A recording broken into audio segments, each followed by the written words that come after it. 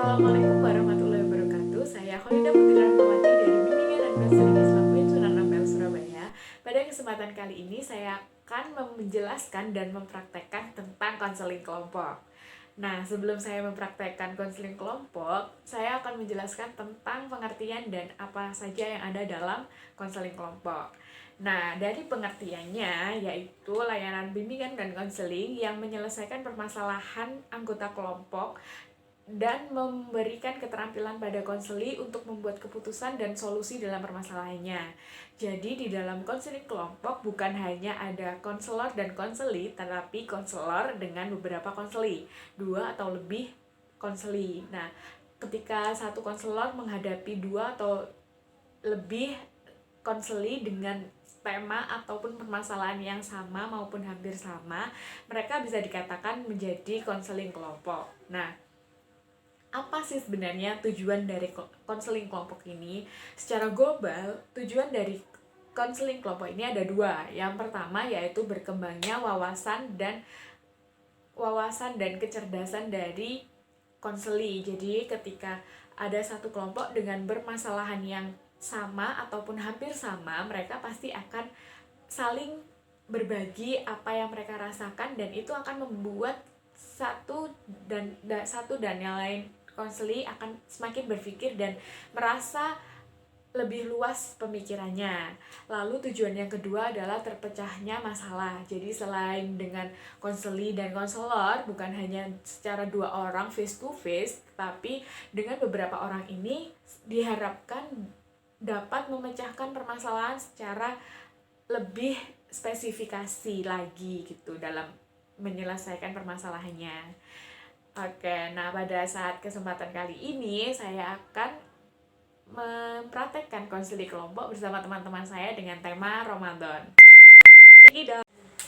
Oke, pada kesempatan kali ini saya akan melakukan konseling kelompok bersama teman-teman saya. Nah, sebelum kita melakukan konseling kelompok, sebaiknya kita memulai dengan berdoa dulu. Berdoa mulai.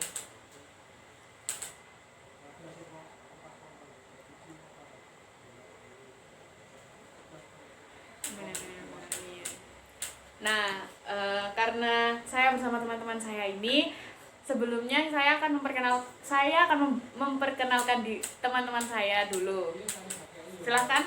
Ya, perkenalkan nama saya Reza Milinia Fendi. Perkenalkan nama saya Melina Ulfani Rizkuna. Perkenalkan nama saya Eka Raundhani Puspitasari. Pada sesi konseling kali ini saya akan membawakan tema yaitu Ramadan. Nah, pada sesi ini saya akan memberikan waktu selama 5 menit. Nah, kalau saya sudah lebih dari 5 menit, saya akan mengakhiri sesi konseling kali ini. Kita mulai sesi konselingnya. Nah, kalau berbicara masalah Ramadan, kan tahun kali ini tuh kayak Ramadannya beda kan dari tahun-tahun sebelumnya.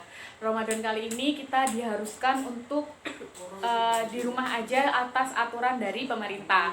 Nah, apa sih sebenarnya makna atau kekurangan atau kelebihan dari Ramadan kali ini dibanding Ramadan-Ramadan sebelumnya menurut kalian? Yang pertama dari Mbak Reza dulu deh.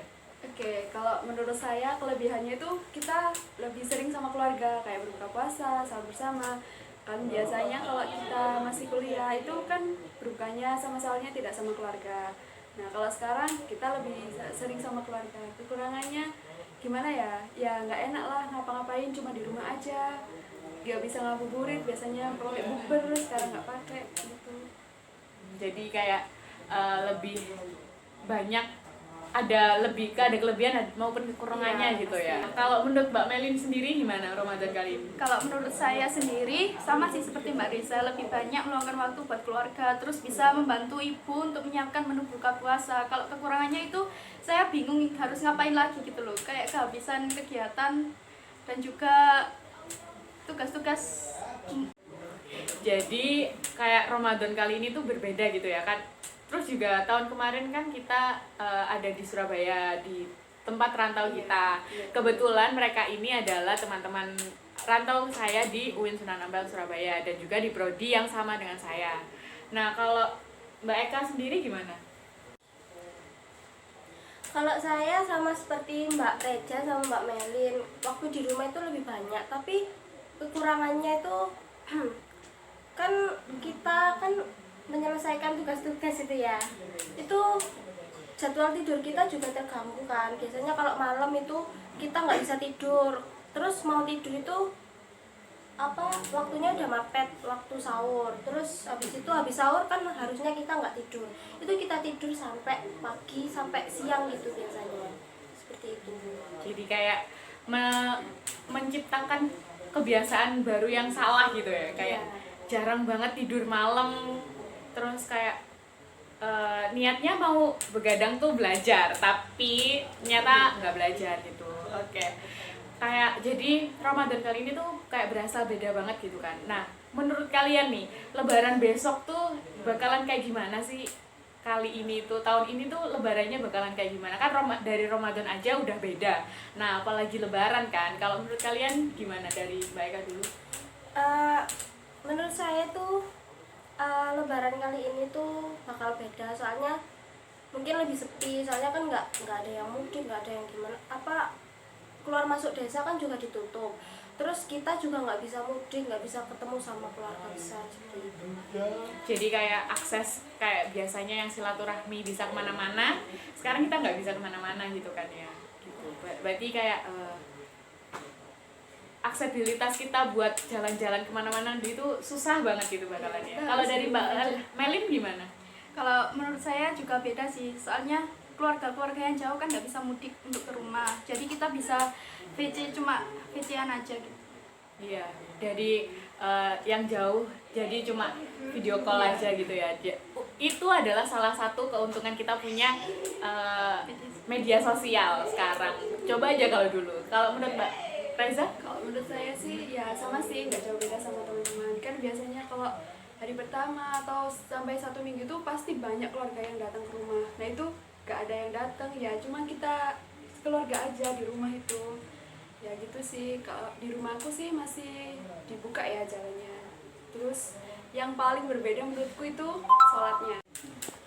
Kalau menurutku sih sholat idnya ya yang berbeda itu, karena dulu itu ya gimana ya, pasti banyak orang yang sholat id di masjid gitu, pasti banyak yang di lapangan gitu.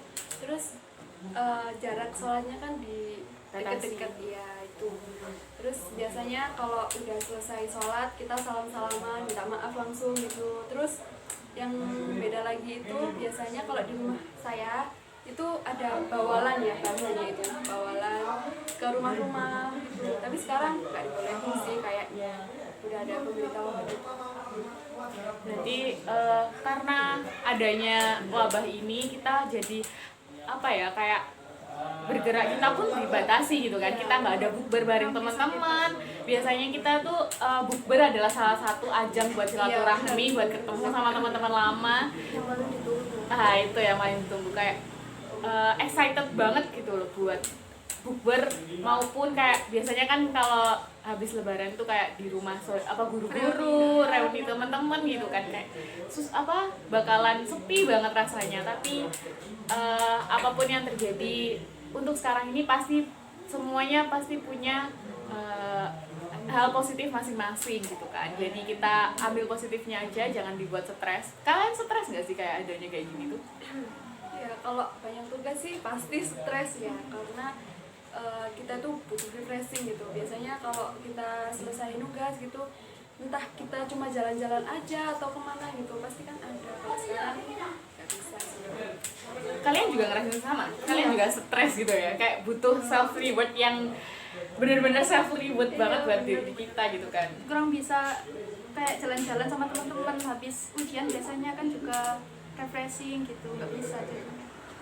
Kayak ngerasa di penjara gak sih? Kayak penjara abal-abal lah ya. Jadi kayak semua yang terjadi sekarang tuh pasti ada positif negatifnya kan. Jadi meskipun kita stres, meskipun kita banyak tugas dan banyak tuntutan buat ini itu, pasti di rumah juga kita harus membagi antara tugas kuliah, tugas bantu orang tua, tugas yang lain-lain, memanjakan diri juga kan pasti. Jadi kita harus pinter-pinter buat mencari agenda yang positif ya. Betul, kayak mengisi hari-hari positif kita gitu kan ya. Ya, sekian dari video konseling kelompok kali ini. Atas kurang lebihnya mohon maaf. Wassalamualaikum warahmatullahi wabarakatuh. Waalaikumsalam Warahmatullahi wabarakatuh. Ya, video yang telah saya tampilkan adalah sedikit cara dari konseling kelompok yang saya lakukan bersama teman-teman saya. Nah, dalam pembuatannya saya masih membutuhkan kritik dan saran dari kalian, para viewers YouTube saya. Jadi, jika ada kurang lebihnya saya mohon saran di bawah. Dan see you on my next video. Bye. Assalamualaikum warahmatullahi wabarakatuh.